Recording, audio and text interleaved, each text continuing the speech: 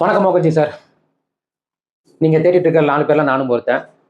காலையில் ட்விட்டரில் ஒரு போஸ்ட் பார்த்தேன். பார்த்த உடனே எனக்கு சிரிப்பு தான் வந்துச்சு. தமிழ் சினிமாவின் இயக்குனர் நிலைமை ஏன் இவ்வளோ நாள் மோசமாக போயிட்டே இருக்கு அப்படின்னு. உடனே ஒரு படம் நல்லா இல்லை அப்படின்னா அந்த படம் என்ன நல்லா இல்லை, எதுக்கு நல்லா இல்லை, என்ன சொல்கிறாங்க, மக்களோட கருத்து எடுத்துக்கிட்டு, படம் பார்த்தவங்களோட கருத்து எடுத்துக்கிட்டு அடுத்த வாட்டி அந்த படத்தில் அந்த பிரச்சனைகளை சரி செஞ்சு நல்ல படம் கொடுக்க தான் இயக்குனர்கள் முயற்சி பண்ணிருந்தாங்க. பட் அன்ஃபார்ச்சுனேட்லி இப்போலாம் இயக்குனர்கள்கிட்ட மக்கள் ஒரு படம் நல்லா இல்லைன்னு அவங்க கிட்ட படம் பார்க்காம தவிர்த்தாலோ, படம் பார்த்துட்டு கருத்து சொன்னாலோ மக்களே திட்டுறாங்க, இல்லை மக்களுக்கு அறிவு இல்லைன்றாங்க, இல்லை மக்களுக்கு படம் பார்க்க தெரியலன்றாங்க. நீங்கள் ஒரு படி மேலே போய் நாங்களாம் ஒரு குரூப்பு வாங்கிட்டு போய் காசு வாங்கிட்டு போய் உங்களுக்கு ஃபேக் நரேட்டிவ் செட் பண்ண முயற்சி பண்ணோம் அப்படின்றத வைக்கிறீங்க. First of all fake narrative set பண்ணுறது எங்கள் வேலை கிடையாது. படம் எடுக்கிறது எப்படி உங்களுக்கு ஒரு வேலையோ, படம் பார்க்கறது எங்களுக்கு ஒரு வேலை. வாரம் நாங்கள் தியேட்டரில் தான் இருக்கோம். அதனால தான் ரிவ்யூ எடுத்த எல்லா சேனல்ஸ்க்கும் நான் யாருன்னு தெரியும். என்கிட்ட கேட்டால் ஆனஸ்டாக பதில் வரும்னு தெரியும். அதனால கேட்டாங்க. நாங்கள் தேட்டரா போல நாங்கள் படம் பார்த்த ஒரு தேட்டரில் வந்த ஒட்டுமொத்த யூடியூப் சேனல்ஸோட முகமாக நாங்கள் இருந்தோம். அது எனக்கு தப்பாலும் தெரியல. ஏன்னா ஒரு படம் நல்லா இருக்குன்னா அது மக்கள்கிட்ட எவ்வளோ தூரத்துக்கு போராடி போய் சேர்க்க முடியுமோ அதையும் என்னோட வேலையாக நான் பார்ப்பேன். அதே மாதிரி ஒரு படம் நல்லா இல்லைன்னா மக்கள் எப்படி இந்த அளவுக்கு அவாய்ட் பண்ண வைக்கணுமோ அதையும் நான் பண்ணேன். ஏன்னா என் வேலை அது. ஸோ ஆப்வியஸ்லி நான் அதை தான் பண்ணேன். ரெண்டாவது, உங்களுக்கு எதிராக இந்த படத்தை நாங்கள் தடுத்து நிறுத்தி உங்களோட படைப்பை கெடுக்கணுன்றது எங்களோட கருத்தே கிடையாது, எங்களோட ஆசையும் கிடையாது. இதுக்கு முன்னாடி நீங்கள் எடுத்த படங்கள்லையுமே எனக்கு பிரச்சனை இருந்தது, நான் அதையுமே சொல்லியிருக்கேன். பட் அந்த படங்கள்ல எனக்கு பிடிச்ச விஷயங்களுமே நான் சொல்லியிருக்கேன். பட் எனக்கு இந்த படம் ஏன் சுத்தமாக பிடிக்கல, தொடர்ந்து ஒரு படங்கள்ல நான் ஆல்ரெடி சொன்ன மாதிரி ஒரு தரப்பு ஒருப்பட்ட மக்களை நீங்க தொடர்ந்து குற்றம் சாட்டுறதே ஒரு வேலையா வச்சிருந்தீங்க. பட் இந்த படம் டிஃப்ரெண்டா இருக்கும்னு போய் பார்த்தா அங்கேயும் அதே தான். ஒரு தரப்பட்ட மக்களை இதுலயுமே தப்பா காட்ட முயற்சி பண்ணியிருக்கீங்க. அவ்வளவுதான். இது உண்மை கதையா, உண்மை மறைக்கப்பட்ட வரலாறா, அதெல்லாம் எனக்கு அவசியமே இல்லை. இதுல உண்மையா நீங்க காட்டிருக்கீங்கன்னா அது உங்க மனசாட்சிக்கு தெரியும். வரலாறு என்ன சொல்லுது, நீங்க நிறைய பேர் நீங்க உங்களை படம் பார்த்ததுக்கு அப்புறம் நிறைய பேர் சொல்லியிருக்காங்க நீங்க எடுத்த வரலாறுலயே பாதி மறைக்கப்பட்டிருக்கு, அதாவது உண்மை மறைக்கப்பட்டிருக்கு. ஆப்வியஸ்லி ஒரு படம் நல்லா இல்லைன்னா நல்லா இல்லைன்னு சொல்றதுக்கு உரிமை எங்களுக்கு இருக்கு. ஒரு படம் எடுக்கிறதுக்கு அதை பத்தி பேசுறதுக்கு உங்களுக்கு உரிமை இருக்குன்னா அந்த படத்தை பார்த்துட்டு காசு கொடுத்து படம் பார்த்துட்டு வந்து நல்லா இல்லைன்னு சொல்றதுக்கும் எங்களுக்கு உரிமை இருக்கு.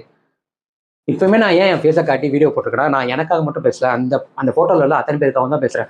இப்படியே ஒருத்தரையும் நீங்க லிட்ரலி த்ரெட்டன் பண்ற மாதிரியே நீங்க ஒரு விஷயம் முகத்தை கொண்டு போய் எதுக்கு இப்போ இதை போடணும்? ஒரு இயக்குனரா உங்க வேலை என்ன சார்? படம் எடுக்கிறது, நல்ல படம் எடுக்கிறது. நல்ல படம் இல்லைன்னு மக்கள் சொன்னாங்கன்னா அந்த படத்தை அடுத்த வாட்டி அதுல உள்ள தப்புகளை சரி செஞ்சுட்டு நல்ல படம் எடுக்க முயற்சி பண்றேன்.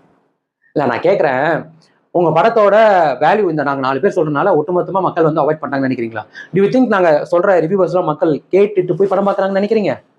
ரிவ்யூவர் சொல்றதையும் 14 நாள் பார்த்துட்டு வந்து சொல்றவங்களையும் பார்த்துட்டு தான் மக்கள் ஒரு படத்துக்கு போன முடிவு பண்ணான்னு நினைக்கிறீங்க? சத்தியமா இல்லை சார். போன வருஷம் எத்தனை படம் வந்தது, அது எத்தனை படத்துல கிரிட்டிக்ஸ்க்கு பிடிச்சது, எத்தனை படம் ரிவ்யூவர்ஸ்க்கு பிடிச்சது, எத்தனை படம் முதல் நாள் பார்த்து எங்களுக்கு பிடிச்சது, பிடிக்காத எத்தனை படங்களுக்கு மக்கள் ஆதரவு கொடுத்தாங்கன்னு எனக்கு தெரியும். ஆடியன்ஸோட மைண்டை நீங்க முடிவு பண்ணாதீங்க. எந்த படம் வேணும், எந்த படம் வேணாம்னு அவனுக்கு தெரியும். எதை கொடுக்கணும், எதுக்கு கொடுக்கக்கூடாது, எதுக்கு தேட்டருக்கு போகணும், எது தேட்டருக்கு போகக்கூடாது அவன் முடிவு பண்ணுவான். அவனுக்கு தெரியும். நீங்க செட் பண்ணாதீங்க. அதை ஒரு படம் நல்லா இருந்தா அது கண்டிப்பா ஓடும். உங்க படத்துல முஸ்லிம் கம்யூனிட்டியை நீங்க எந்த அளவுக்கு கீழ்த்தரமா எவ்வளவு மோசமா காட்ட முயற்சி பண்ணிருக்கீங்க. அதே ஒரு முஸ்லிம் கேரக்டரை உருவாக்கி அந்த முஸ்லீம் கேரக்டரை ஒரு மெயின் லீட கேரக்டரா உருவாக்கி அவன் பட்ட கஷ்டத்தை உண்மை சம்பவத்திலேயே ஒரு ஹிந்து தான் அதுல இருந்தான். பட் அந்த கேரக்டரை முஸ்லீமா மாத்தி 1998 இருந்து 2003 வரைக்கும் அவங்க எவ்வளவு கோத்ரூ பண்ணாங்கன்னு உருவாக்கி அதுல ஒரு போலீஸ் கேரக்டரை கெத்தா உருவாக்கி அந்த படத்தை பாக்குறப்போ எந்த விதத்திலுமே நம்மளுக்கு தப்பா தோணாத அளவுக்கு ஒரு படம் எடுத்து ஓடிடியில வந்ததுக்கு அப்புறமா ஹவுஸ்ஃபுல் ஷோஸா போயிட்டு இருக்கு சார். சிறைன்ற ஒரு படம் சின்ன பட்ஜெட் படம் சார், பெரிய ப்ரொடியூசர் தான், ஆனா அவரை பொறுத்த வரைக்கும் சின்ன பட்ஜெட் படம். அது நடிச்சவர்கள் எல்லாம் ஆகாவோன்ற அளவுக்கு பெரிய ஆட்கள் கிடையாது. ஆனா அந்த படம் ஓடுது. காரணம் என்ன? எதுவும் அதுல ஃபேக். அதுல வந்து அவர் கேரக்டரே ஹிந்துவன்றத முஸ்லிமா மாத்திருக்காரு. ஆனா அது யாரும் தப்பா பார்க்கலையே, யாரும் தப்பா தெரியலையே. அது அந்த பையனுக்கு அந்த பொண்ணுக்கு என்ன ஆக போதோ என்ன பதட்டமோன்னு படம் பார்க்குற எங்களுக்கு உணர்ந்தது. அவன் கடைசியில நல்ல விதமா முடிக்கிறப்போ எங்களுக்கு சந்தோஷமா இருந்தது. அதுதான் ஒரு படம் செய்யணும். ஒரு படம் உங்களை எப்படி செய்யணும்னா அந்த படம் பார்த்து முடிக்கிறப்போ அவங்களுக்கு என்ன உணர்வு இருக்கோ அந்த உணர்வை நம்மளுக்கு பாதிப்பை உண்டாக்கணும். அதுதான் ஒரு படம் செய்யணும். லிட்ரலி உங்க படம் பார்க்க ஆரம்பிச்ச 20 நிமிஷத்துல எனக்கு தலைவலி கொண்டது. எந்த விதத்திலுமே அந்த படம் சரியான படம் இல்லை சார். உணர்வுபூர்வமான படமாவும் இல்லை, உணர்ச்சி பூர்வமான படமாவும் இல்லை. ஒரு படம் நல்லா இல்லை, ஓகே ஃபைன், நம்ம ஏத்துக்கிட்டு அடுத்த கட்டத்துக்கு நகர்ந்து போகணுன்றதுதான் ஒரு இயக்குனரோட வேலையை நான் நினைக்கிறேன். பட் நீங்க தொடர்ந்து அந்த இடத்துல ஸ்டக் ஆயிட்டீங்க. ஒரு வாரத்துல என்னோட போட்டோ வச்சு, என் கூட படம் பார்த்து ரிவ்யூ சொன்ன மத்தவங்களோட போட்டோ வச்சு உங்கள் சார்ந்த ஆட்கள், உங்களுக்கு ஆதரவாளர்கள் எவ்வளவு கொச்சையா எவ்வளவு மோசமா எங்களை போட்டு பதிவு பண்ணி எங்களை எல்லா இடத்துலயும் எவ்வளவு கேவலப்படுத்துறாங்கன்னு உங்களுக்கு தெரியுமா? இப்ப நீங்க பண்ண வேலைனால இது இன்னும் எவ்வளவு அதிகமாகும் தெரியுமா? உங்களுக்கு சமூக பொறுப்பு இருக்கா? கிடையாது. ஆனா நீங்க வந்துட்டு லிட்ரலி நாங்க 4 பேர் சொன்னனாலதான் தமிழ்நாட்டு மக்கள் ஒட்டுமொத்தமா தவிர்த்துட்டாங்கன்னா அப்போ உங்களோட குவாலிட்டி என்ன சார்? உங்களோட லெவல் என்ன சார்? அவ்வளவுதானா?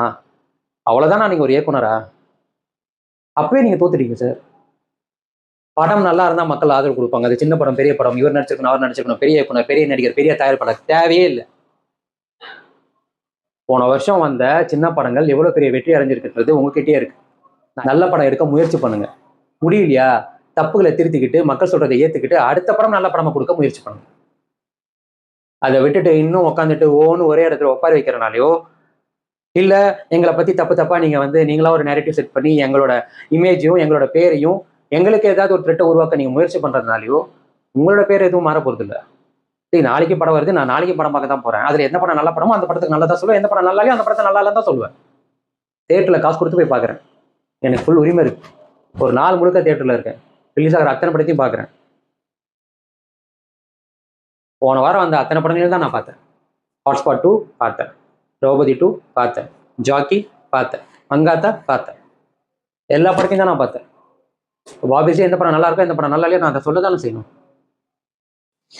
இதையும் மீறி உங்களுக்கு என் சைடில் நான் பிரச்சனை, நான் மட்டும்தான், நான் என்னை சார்ந்த மற்ற அந்த போட்டோல இருந்த அத்தனை பேரும் சேர்ந்துட்டு உங்க படத்தை ஓட விடாம தடுத்துட்டாங்கன்னா சந்தோஷம். அப்படிப்பட்ட படத்தை கொண்டு போய் மக்கள்கிட்ட சேர விடாம, அவங்க காசை வேஸ்ட் பண்ண விடாம, அவங்களோட நேரத்தையும் காசையும் எனர்ஜியும் மிச்சப்படுத்தினதுல எங்களுக்கு பெரும் சந்தோஷம். இன்னும் எங்களுக்கு பப்ளிசிட்டி பண்ணணுமா, இன்னும் எங்களுக்கு ஃபேமஸ் ஆகணுமா, ரொம்ப நன்றி. முயற்சி பண்ணுங்க. ஒரு சேனல் ஆரம்பிச்சு இன்னைக்கு வரைக்கும் 3800 சப்ஸ்கிரைபர்ல ஸ்டக்கை நிக்கிறேன் நான். தொடர்ந்து உங்களோட ஆதரவுனால அந்த சேனல் இன்னும் பெருகிச்சுன்னா ரொம்ப சந்தோஷம், மிக்க மகிழ்ச்சி. அதனால நீங்க அங்கேதான் நிக்க போறீங்க. எனக்கு அடுத்த வாரம் வெள்ளிக்கிழமை படங்கள் வருது, நான் அடுத்த படத்தை தாண்டி போக போறேன். ஸோ என் வேலை நான் கண்டினியூ பண்ண போறேன். உங்க வேலையை தொடர்ந்து நீங்க உட்காந்து அங்கே இடத்துல அதே இடத்துல நில்லுங்க. நன்றி, வணக்கம்.